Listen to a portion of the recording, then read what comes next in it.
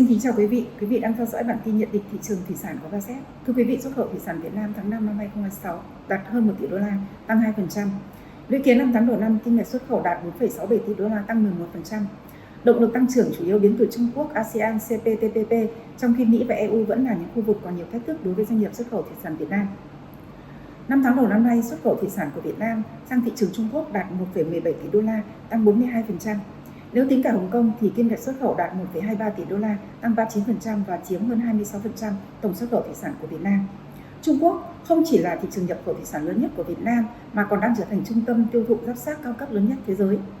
Giá trị nhập khẩu tôm hùm sống, cua và các loại giáp xác cao cấp của nước này đã tăng từ khoảng 1,2 tỷ đô la năm 2017 lên 3,9 tỷ đô la vào năm 2025.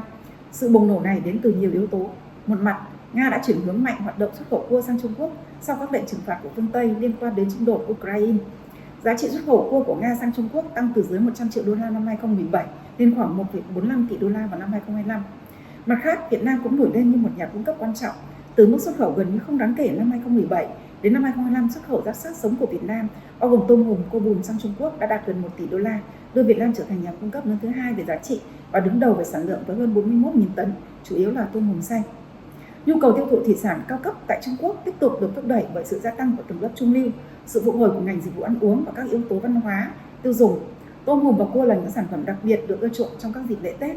Màu đỏ của tôm hùm và cua sau khi chế biến được xem là biểu tượng của sự may mắn và thịnh vượng, khiến các sản phẩm này trở thành lựa chọn phổ biến trong các bữa tiệc đoàn viên vào dịp Tết Nguyên đán. Xuất khẩu tôm đã đạt 1,89 tỷ đô la trong 5 tháng đầu năm, tăng 12%, chiếm hơn 40% tổng kim ngạch xuất khẩu thủy sản, trong đó tôm chân trắng đạt gần 1 tỷ đô la, tăng 5%. Tôm sú đạt 179 triệu đô la, tăng 5%. Chú ý, xuất khẩu tôm hùm đạt được 514 triệu đô la, tăng 44%, trở thành động lực tăng trưởng nổi bật nhất của ngành tôm trong năm nay. Riêng thị trường Trung Quốc đạt gần 682 triệu đô la, tăng 49%, tiếp tục đóng vai trò đầu tàu đối với xuất khẩu tôm Việt Nam. Tuy nhiên, ngành tôm vẫn đối mặt với không ít khó khăn. Một trong những vấn đề nổi bật là sự lệch pha giữa xu hướng sản xuất trong nước và nhu cầu tiêu thụ của thị trường. Trong khi nhiều vùng nuôi chuyển sang sản xuất tôm cỡ lớn để tối đa hóa giá trị, thì nhiều nhà nhập khẩu lại ưu tiên các tôm lại size cỡ nhỏ hơn nhằm phục vụ phân khúc tiêu dùng tiết kiệm chi phí. Cùng với đó là áp lực cạnh tranh ngày càng gay gắt từ Ecuador, Ấn Độ và Indonesia, cũng như là các vụ việc phòng vệ thương mại tại Hoa Kỳ. Đối với cá tra, kim ngạch xuất khẩu 5 tháng đầu năm đạt gần 910 triệu đô la, tăng 13%. Trung Quốc tiếp tục là thị trường lớn nhất với mức tăng trưởng 43%. Nhiều thị trường khác cũng ghi nhận kết quả tích cực như là Mexico tăng 41%, Colombia tăng 48%, Nhật Bản tăng 22% và Anh tăng 20%. Bên cạnh nhu cầu phục hồi tại Trung Quốc, cá tra Việt Nam còn có cơ hội hưởng lợi từ sự thiếu hụt nguồn cung cá thịt trắng trên thị trường thế giới. Một số báo cáo thị trường cho thấy sản lượng cá minh thái toàn cầu đã giảm khoảng 30%, trong khi chi phí nhiên liệu tăng mạnh làm giá nguyên liệu tăng từ 30 đến 50%. Điều này đang thúc đẩy nhiều nhà nhập khẩu tìm kiếm các nguồn cung thay thế có giá cạnh tranh hơn, trong đó cá tra Việt Nam nổi lên như một sự lựa chọn phù hợp.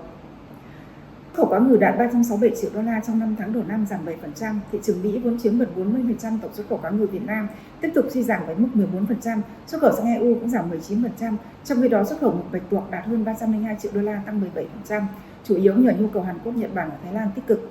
Khó khăn lớn nhất hiện nay đối với nhóm hải sản khai thác vẫn là các quy định liên quan đến chống khai thác bất hợp pháp, không báo cáo và không theo quy định, cùng với các yêu cầu của Hoa Kỳ về bảo vệ động vật biển có vú MMPA. Những yêu cầu này làm tăng đáng kể chi phí tuân thủ, kéo dài thời gian hoàn thiện hồ sơ và ảnh hưởng tới khả năng ký kết đơn hàng của doanh nghiệp. Ngoài ra, tình trạng thiếu hụt nguyên liệu khai thác vẫn tiếp diễn trong bối cảnh giá nhiên liệu và chi phí logistics duy trì ở mức cao, làm giảm hiệu quả khai thác và đẩy giá nguyên liệu đầu vào tăng lên. Mặc dù là kết quả xuất khẩu thủy sản 5 tháng đầu năm khá là khả quan, nhưng tình hình ký kết đơn hàng trong nửa cuối năm 2026 vẫn được đánh giá là thận trọng. Kim ngạch xuất khẩu thủy sản cả năm có thể tăng từ 8 đến 10%, đạt trên 12 tỷ đô la nếu như một số điều kiện thuận lợi được duy trì và những vướng mắc được tháo gỡ.